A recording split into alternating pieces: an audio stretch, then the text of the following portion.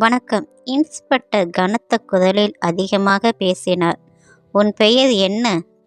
கதவருகே நின்ற முதியவருக்கு தொண்டை வறண்டு போனது. அவர் நடுங்கிய கைகளால் மடியில் இருந்த ஒரு காகிதத்தை நீட்டினார். ஐயா, இது என் புகார். என் மகளை 3 நாட்களாக காணவில்லை. இன்ஸ்பெக்டர் அதை பார்க்காமலே மடக்கி தரையில் எறிந்தார். அது பாப்பா, நாங்கள் காணாமல் போனவர்களை தேடும் ஏஜெண்டா வைத்திருக்கின்றோம். வெளியே போ. வெளியே வரிசையில் ஆட்கள் நிற்கின்றார்கள். எங்கள் வேலையை செய்யவிடு என்றார். காவல் நிலையத்தில் இருந்த அனைவருமே சிரிக்க ஆரம்பித்தார்கள். முதியவர் கால்கள் தரையில் பிளந்தது போல் நின்றது. அவர் ஏதோ சொல்ல முயன்றார். ஆனால் வார்த்தைகள் தொண்டையில் உடைந்தது. முதியவர் பெயர் மகேந்திரன். அவருக்கு கிட்டத்தட்ட 70 வயது இருக்கும். வெள்ளை தாடி, லேசாக கூழ் விழுந்த தோள்கள். கையில் எப்பொழுதும் ஒரு பழைய டைரி இருந்தது. 2 வருடங்களுக்கு முன்புதான் கிராமத்திலிருந்து நகரத்துக்கு வந்துவிட்டார்கள். 2 வருடங்கள் ஓடிவிட்டது. அவரது மகள் லலிதா நகரத்தில் உள்ள ஒரு ஜவுளி ஆலையில் வேலை செய்கின்றாள். லலிதா 15 வருடங்கள் கழித்துதான் பிறந்தாள். அதனால் மகேந்திரன் தன் மகள் மீது அதிக அன்பு பாசமும் கொண்டிருந்தார். அவள்தான் அவளுக்கு வாழ்க்கை என்று நினைத்திருந்தார். அவள் திடீரென்று காணாமல் போய்விட்டாள். தினமும் 6 மணி அளவில் அவள் போன் செய்வாள். ஆனால் 3 நாட்களாக போன் அணைக்கப்படவில்லை. தினமும் லலிதா வேலை செய்யும் இடத்தில் சென்று பார்த்துவிட்டு வருவார். தந்தையின் துயரத்தையும் கஷ்டத்தையும் மட்டுமே நாம் உணர முடியும். இன்ஸ்பெக்டர் பேசியது அவர் காதுகளில் சுத்தியல் போல் ஒலித்தது. மக்கள் தங்கள் இளம் பெண்களை காணாமல் போக செய்வார்கள். பின்பு போலீஸ் பின்னாடி ஓடுகின்றார்கள். பின்பு புகார் கொடுக்கின்றார்கள். உங்கள் பெண் குழந்தைகளை நீங்கள் தான் பார்த்து கொள்ள வேண்டும் என்றார். சரி, எங்களை தொந்தரவு செய்யாதீர்கள் என்று சொன்னதும் மகேந்திரன் உதடுகள் நடுங்கின. ஐயா, நான் ஒரு ஏழை. எனக்கு இவள் ஒரே மகள். இவளுக்காக தான் நான் வாழ்கின்றேன் என்று சொன்னார். அதற்கு மேல் இன்ஸ்பெக்டர் அதட்டினார். வெளியே போ, இல்லை என்றால் நான் உன்னை வெளியே தூக்கி எறிந்து விடுவேன் என்றார். கூட்டத்தில் இருந்த அந்த நிலையத்தில் அந்த முதியவரை ஒரு மனிதனான கூட மதிக்கவில்லை. ஒரு சுமை போல தள்ளி வெளியே அனுப்பிவிட்டார்கள். வெளியே தெருவில் சத்தம் இருந்தது. ஆனால் மகேந்திரனின் ஒரு குரல் கூட ஒலிக்கவில்லை. வெளியே போ இங்கிருந்து. அவர் சாலை ஓரத்தில் நடப்பாதையில் அப்படியே உட்கார்ந்து விட்டார்.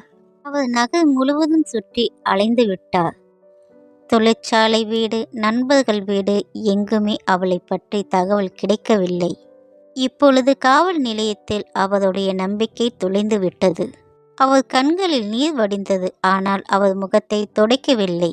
லலிதாவின் நிலைமையில் பித்து பிடித்தவளைப் போல் கொண்டிருந்தார். அப்பொழுது 23 வயதுள்ள மதிப்புள்ள ஒரு இளைஞன் அங்கு வந்தான். அவன் பெயர் மகேஷ். அருகே இருக்கும் மருந்து கடையில் அவன் வேலை செய்கின்றான். மகேஷ் லலிதா வீட்டு பக்கத்து வீட்டு பையன். லலிதா குடி வந்த போது அவனுக்கு லலிதா மீது காதல் வந்தது. தன் காதலை லலிதாவுடன் சொன்னான். ஆனால் லலிதா தன் குடும்ப சூழ்நிலையால் அந்த காதலை ஏற்றுக்கொள்ளவில்லை. இருந்தாலும் மகேஷ் லலிதாவை தன் மனதிலிருந்து விலக்கவில்லை. ஏனென்றால் லலிதா தனக்கு கிடைப்பாள் என்ற நம்பிக்கையுடன் இருந்து கொண்டிருந்தான். மகேஷ் மகேந்திரன் அருகில் சென்று, மாமா, நீங்கள் இவ்வளவு நேரம் இங்கு அமர்ந்திருக்கின்றீர்கள் என்று கேட்டான். எல்லாம் சரியா என்று கேட்டான். மகேந்திரன் தளதளத்த குரலோடு சொன்னார். என் மகள் காணாமல் போய்விட்டார் மகேஷ். அந்த போலீஸ்காரன் சொல்கின்றார்கள் என்றார். அவர் மேற்கொண்டு பேசுவதை கேட்க முடியவில்லை மகேஷ் என்றார். மகேஷின் முகத்தில் அதிர்ச்சி தெரிந்தது. மெதுவாக சொன்னான். மாமா, தனியாக சென்றால் காவல்துறையினர் கேட்க மாட்டார்கள். மகேஷ் முதியோரை அழைத்து கொண்டு காவல் நிலையத்துக்கு அழைத்து சென்றான். இன்று முறை மகேந்திரன் பேசவில்லை. மகேஷ் நேரடியாக இன்ஸ்பெக்டர் மேஜை மீது கை வைத்து சொன்னான். இது ஒரு சாதாரண புகார் இல்லை. பெண் 3 நாட்களாக காணவில்லை. இது உங்க வீட்டில் நடந்திருந்தால் நீங்களும் இப்படிதான் சிரித்திருப்பீர்களா என்றான். இன்ஸ்பெக்டர் கோபமடைந்தார். நீ யார் பேச என்று கேட்டார். நான் ஒரு குடிமகன் சார் என்று மகேஷ் தைரியத்துடன் சொன்னான். இங்கு சிசிடிவி இருக்கின்றது. நீங்கள் புகாரை எடுத்துக்கொள்ளவில்லை என்றால் இப்பொழுதே மீடியாவுக்கு நான் போன் செய்வேன். உங்கள் வீடியோ சமூக ஊடகங்களில் ஒரு நொடி போதும் என்றான். காவல் நிலையத்தில் அமைதி நிலவியது. இன்ஸ்பெக்டர் ஒரு கணம் கேமராவை பார்த்தார். இந்த நிலைமை தலைகீழாக மாறும் என்று அவர் புரிந்து கொண்டார். அவர் வேறு வழி இல்லாமல் சரி, புகாரை எடுத்துக்கொள்கிறேன் என்று கூறினார். மகேந்திரன் கண்களில் லேசாக நம்பிக்கை ஒளி வந்தது. புகாரை எடுத்துக்கொண்டதும் போலீஸ் கண்காணிப்பை தொடங்கினார்கள். தொழிற்சாலை சிசிடி, பேருந்து நிற்கும் இடம் அனைத்தும் கண்காணிக்கப்பட்டது. 3 சிசிடி கேமராக்களில் லலிதா தெரிந்தாள். இரவு 8 மணி தொழிற்சாலையில் வெளியே வந்தபோது எதிர் சாலையில் இருந்து ஒருவன் பைக்கில் வந்தான். அவன் பேசினான். லலிதா அவனுக்கு பின்னால் அமர்ந்திருந்தாள். லலிதாவை அழைத்து கொண்டு அவன் எங்கோ சென்றான். மகேந்திரன் இதயம் வேகமாக துடித்தது. யார்? இன்ஸ்பெக்டர் வீடியோவை பெரிதாக காட்டினார். முகம் தெளிவாக தெரியவில்லை. அவன் மகேந்திரன் பேச முடியாமல் தயங்கினார். மகேஷ். அவர் பயப்படுவதை உணர்ந்தான். மாமா, அந்த ஆளை உங்களுக்கு தெரியுமா என்றார். மகேந்திரன் மெதுவாக தலை அசைத்தார். ஒருவேளை தொழிற்சாலையின் சூப்பர்வைசர் சங்கராக இருக்கலாம் என்று சொன்னார். போன மாதம் லலிதா அவன் அடிக்கடி தொந்தரவு செய்வதாக சொன்னான்.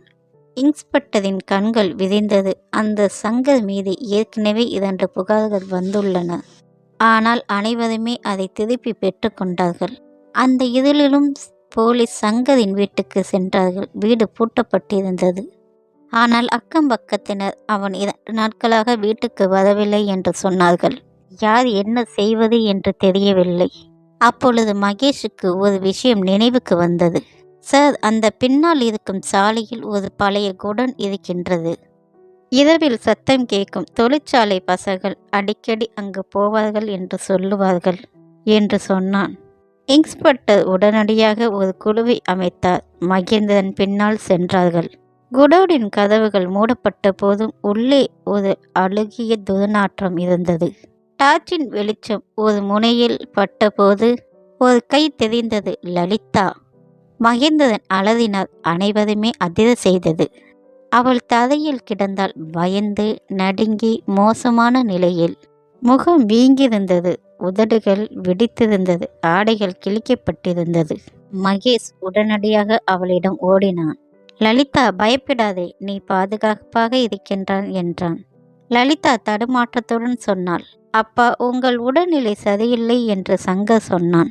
நீங்கள் என்னை அழைத்ததாக சொன்னான். அவன் என்னை வலுக்கட்டாயமாக அழைத்து வந்தான். நான் திரும்பி வரமாட்டேன் என்று நினைத்தேன் என்றாள். மகேந்திரன் கால்கள் நடுங்கின. அவர் தன் மகளை மார்போடு அணைத்து கொண்டார். 3 நாட்கள் வழியில் அந்த ஒற்றை அணைப்பு அவளுக்கு நீங்கி போய்விட்டது. இப்பொழுது அணைத்து கொண்டார். சங்கர் அந்த குடோனுக்கு பின்னால் பிடிபட்டான். அவன் தப்பிக்க முயற்சி கொண்டிருந்தான். இன்ஸ்பெக்டர் கண்கள் முதல் முறையாக வெட்கம் தெரிந்தது. அவர் முதியோருக்கு முன்னால் தலை குனிந்தார். மன்னியுங்கள் மகேந்திரன், நாங்கள் தவறு செய்துவிட்டோம். மகேந்திரன், இவ்வளவுதானா சொன்னது தவறு? என் போன்ற ஒரு ஏழை மனிதன் உங்கள் பார்வையில் ஒரு ஏழையாக இருந்தால் இப்படிதானா என்றார். இன்ஸ்பெக்டர் பார்வை தலை குனிந்தார். லலிதாவுக்கு சிகிச்சை அளிக்கப்பட்டது. மகேஷ் தினமும் மருத்துவமனைக்கு வந்தான். மகேந்திரன் பலமுறையாக கைகூப்பி அவனுக்கு நன்றி சொன்னார். ஆனால் மகேஷ் சிரித்து கொண்டே சென்றான். மகேந்திரன், மனித நேயம் என்பது ஒரு உபகரணம் அல்ல. ஒரு நாள் லலிதா மெல்லிய குரலில் சொன்னாள். அந்த மகேஷ் இல்லை என்றால் நான் ஒருவேளை உயிரோடு கூட கிடைத்திருக்க மாட்டேன் என்று சொன்னாள். மகேந்திரன் அவள் வார்த்தையை கேட்டுவிட்டு சொன்னார். உலகில் தீமை இருக்கின்றது, அதனால் நல்லவர்களும் இருக்கின்றார்கள் என்றார். இன்று நீ பிழைத்து விட்டாய். அதனால்தான் சொல்கிறேன். உன்னை திருமணம் செய்து கொள்ள வேண்டும் என்று அவனுக்கு விருப்பம் இருந்தது. அவன் நடந்த அனைத்தையுமே என்னிடம் சொல்லிவிட்டான். உன் விருப்பம் என்ன மகளே என்று கேட்டார்.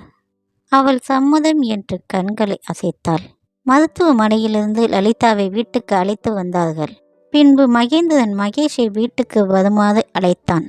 அது ஒரு சிறிய வாடகை அறை. ஆனால் சுவர்கள் உடைந்து போனது. ஆனால் இதயங்கள் அரண்மனை போன்று இருந்தது. லலிதா தேநீர் கொடுத்தாள். மகேந்திரன் மெதுவாக சொன்னான். மகேஷ், காவல் நிலையத்தில் அனைவரும் என்னை அவமதித்தார்கள். நீ ஒருவன்தான் என்னை மனிதனாக மதித்தாய்.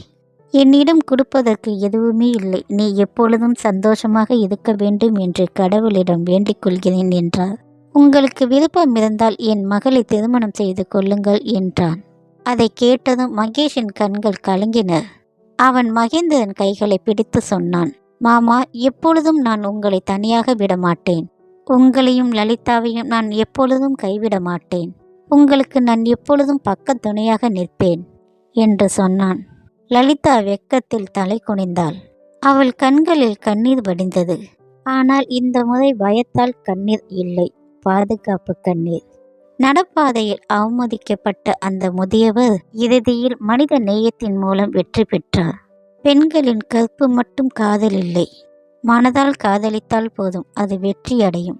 எப்பொழுதும் ஒரு மனிதனுக்கு மனித நேயம் இருக்க வேண்டும். இந்த கதை உணர்த்துகின்றது. நன்றி.